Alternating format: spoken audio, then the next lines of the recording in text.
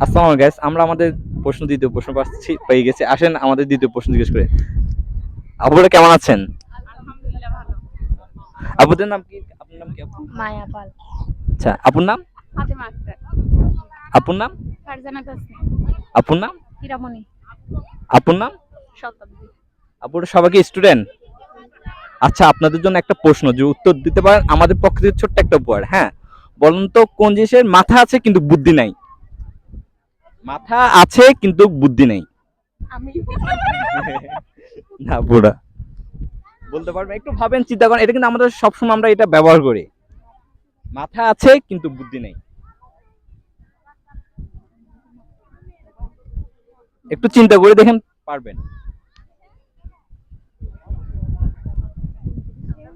কোন জিনিসের আমরা ব্যবহার করি, ওটা মাথা আছে কিন্তু ওটা বুদ্ধি নেই?